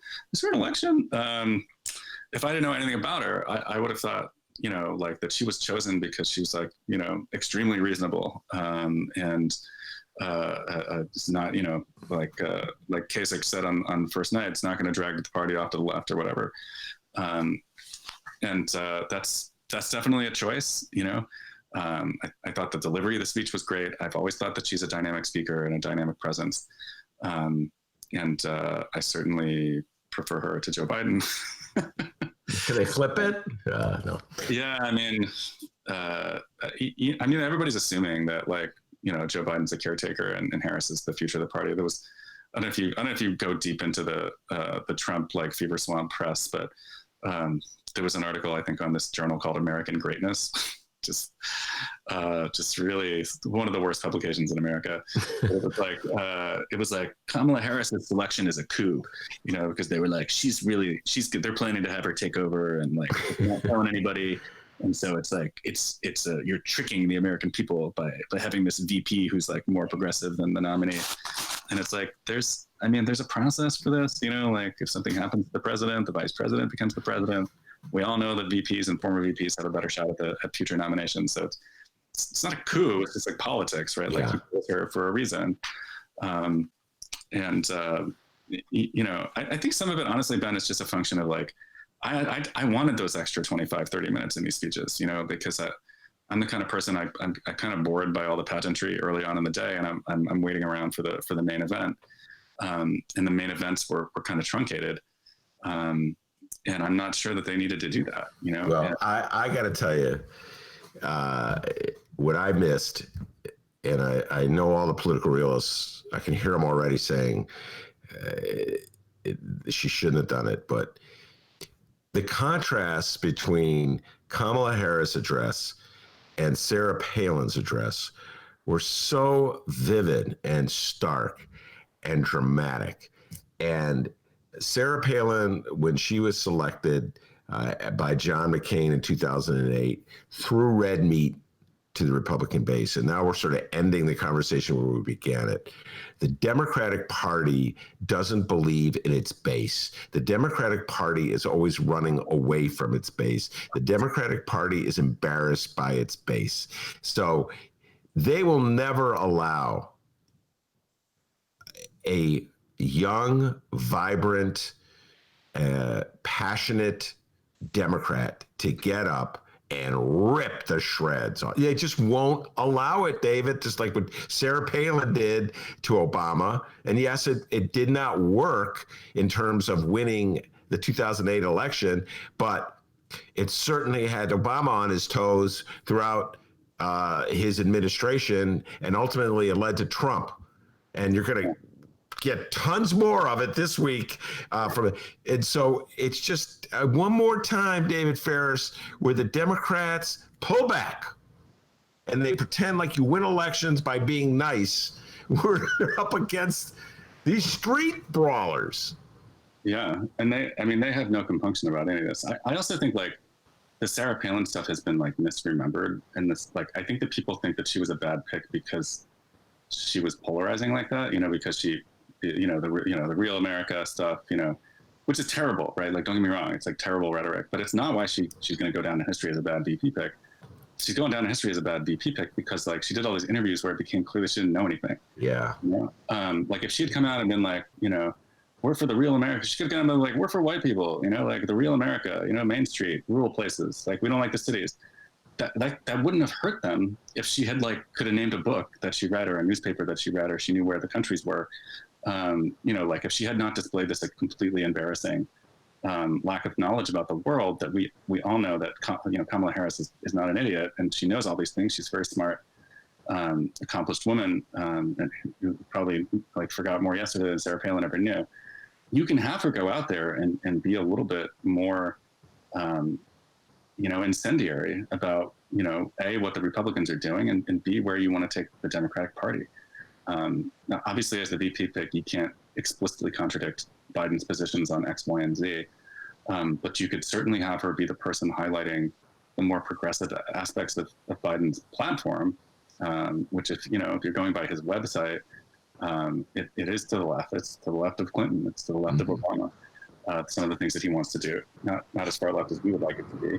but why not give that job to Harris? Why not have Harris be the one that's like, your job is like to be super mean to the president, and then to do like base maintenance with the party stalwarts. Go out there and tell them, that what we're going to do with healthcare. There's like 30 million people that don't have healthcare right now. Like, and so why not have her be the one out there making she doesn't have to use the word progressive if you think it's divisive, right? But like, have her go out and talk about the policies in a way that progressive voters will be like, oh yeah, I know what she's talking about. Like, why don't we have our own dog whistle? Like, why don't we have our own like not racist dog whistles? When our candidates can talk about all the progressive things that they're going to do without using the word progressive,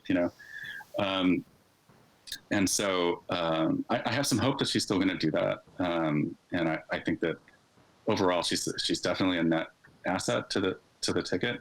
I think it was a good choice. I think it's the best choice that Biden could have made under the circumstances, probably. Even though I would much rather, like, I wanted Elizabeth Warren to be like the empress of the known universe. You know what I mean? Like, I wanted, and I would have loved for her to be the VP. But you can see why. I think you can see why he didn't do it. And given the choice set in front of him, I think he could have done a lot worse than Harris. All right, we'll bring you back later to talk about what the Republicans are doing and the bizarre little schizophrenic nature of their party. But we'll close with one of my favorite topics with you, something that you put in my mind with your first book, Time to Fight 30, and that's Electoral College.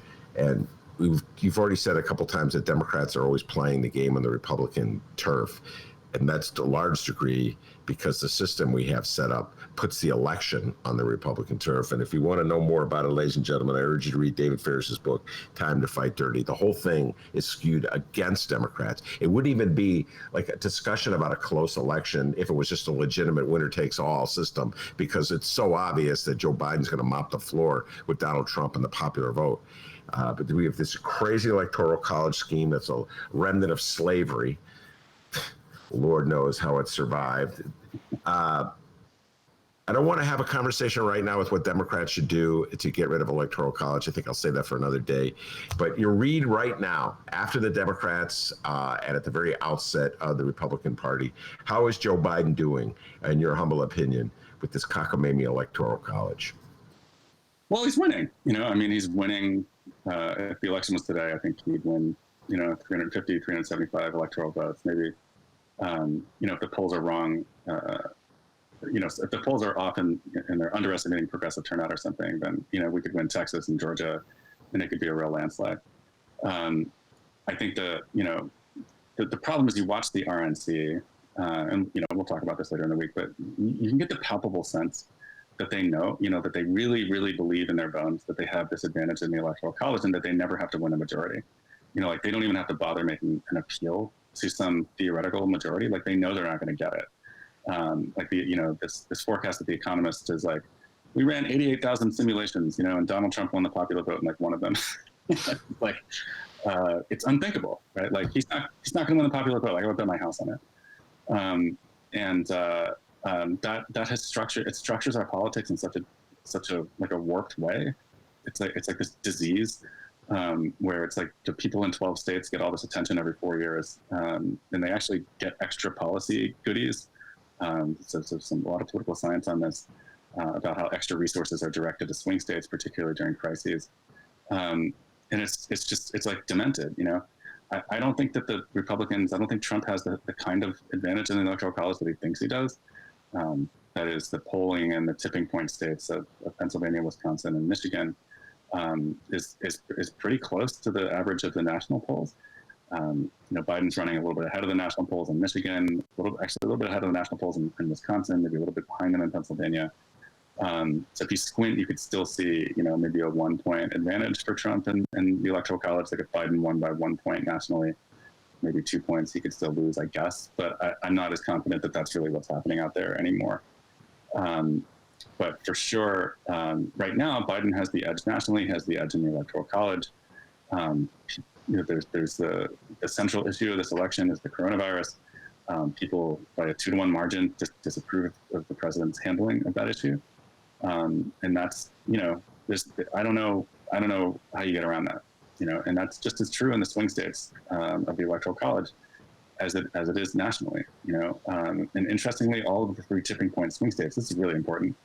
All the 3 tipping point swing states have incumbent Democratic governors who get high marks for their coronavirus response, which has been, harder line in terms of safety measures than the president recommends. So all 3 of them went out on a limb, said we're going to do these things that the president doesn't want us to do, and they've been rewarded for it by having approval ratings in the 60s, where the presidents are down in the low 40s.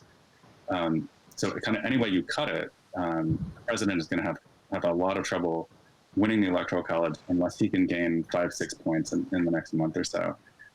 In the national polling, and that might put him within striking distance of a polling era in these swing states.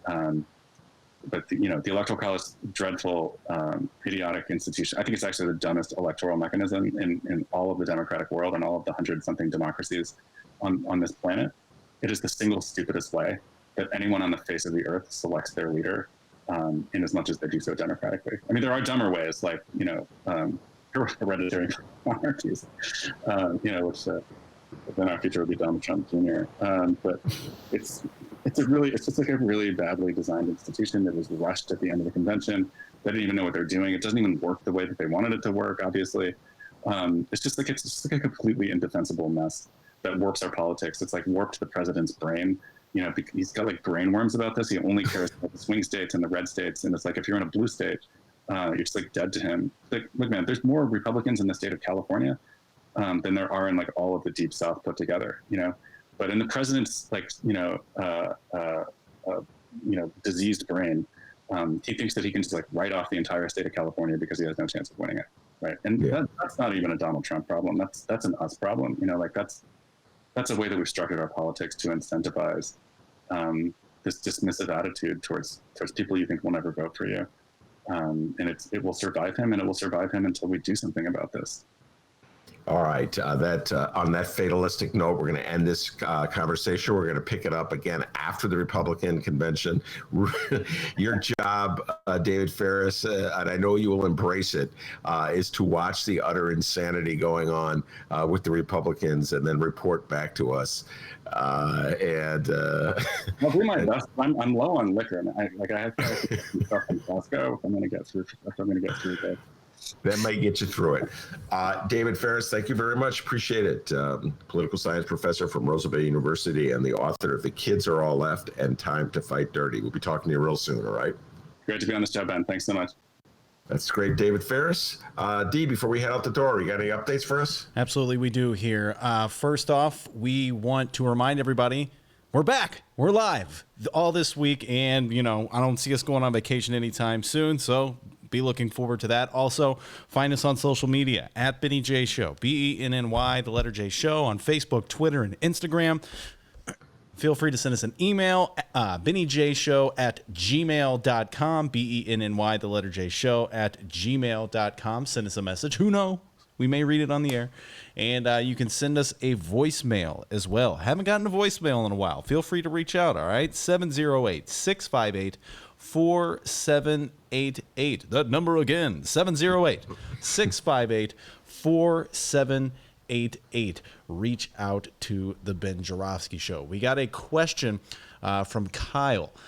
We've been talking the Democratic National Convention, Joe Biden, and we even talked Mayor Rahm today. So Kyle, he's a little concerned here. Kyle says, why do I have a fear that Joe Biden would be stupid enough to have Mayor Rahm be a part of his administration? That's because they come from the same wing of the Democratic Party, and Rahm Emanuel is going around, Kyle, promoting himself as an advisor to Joe Biden. So I think it's not out of the realm of possibility that Joe Biden would turn to Rahm for something or other. The only issue is, does Rahm Emanuel want this in his career right now, or is he more interested in making tons of money in the private sector? So I don't know. There's a good reason you have that fear, because it's a very real possibility. Like I said, Rahm has said he's bragged about being an advisor to Joe Biden, and Joe Biden has never said anything to the contrary. So yeah, that's That's the Dem wing of the Democratic Party, as opposed to Lefty land. As we began the show talking about Lefty land, that's where we live in Lefty land, D. In our little world, our humble little world of Lefty land, in my attic, overlooking the porta potty. That's where they stick lefties. Well, Mr. Biden, if you're looking for someone who can ride his bike like nobody's business, I think Rahm Emanuel's your guy. I just biked around Lake Michigan. He biked around Lake Michigan, around the whole thing. Oh, my goodness. How many miles was it, D? Oh, how many miles, you ask? Nearly 1,000 miles. Oh, 1,000 miles. Did you find anybody that cared about health insurance? I don't have that clip. Okay. So sorry. Tell you every time. All right, and before we roll out of here, let's do an update from Governor Pritzker's COVID-19 press briefing. It was today. Let's see here. The following comes from the Chicago Sun-Times and one Mitchell Armentrout. Let's see here. Facing a rise in coronavirus cases statewide, Governor J.B. Pritzker issued a new set of guidelines for bars and restaurants today that require patrons to keep their masks over their mouths and noses during all interactions with waitstaff and other food service workers. That's including but not limited to when employees take patrons' orders, deliver food and beverages, and service tables. The new guidelines go into effect tomorrow and also apply to other places that serve food, including museums, entertainment venues, and indoor recreation facilities. We have a quote here from J.B. Pritzker. He said, "It's important that we treat hospitality employees just as you would any other retail store or establishment. The new mask guidelines apply statewide to both indoor and outdoor dining and bar service." J.B. Pritzker said this new requirement will keep people safe while moving the economy forward. Illinois Public Health Director Dr. Ezike said, quote, "Going out for food and drinks should not be a reason or an excuse to let our guards down in the fight against COVID-19. To the people that say that face coverings don't work, you're just simply wrong. It doesn't matter what video you saw on the internet or the fake headline you read. Please know that face coverings do save lives, but they must be used in conjunction with social distancing and hand washing."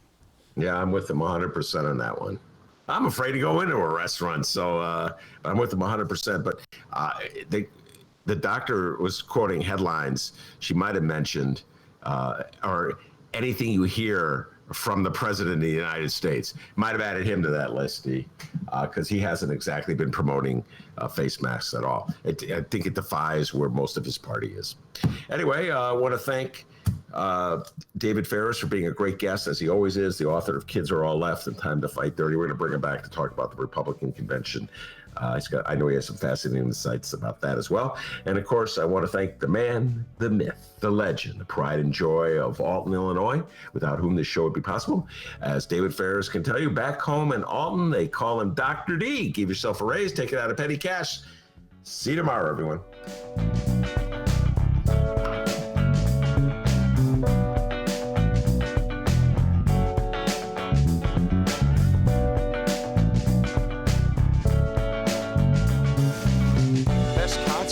Steve Miller Band and the Eagles. Nearly 1,000 miles. Nearly 1,000 miles.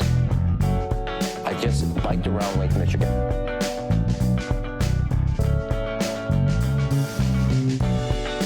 Thank you, Chicago, for this humbling victory. All I can say, you sure know how to make a guy feel at home. Yay for our teachers! Yay for our teachers!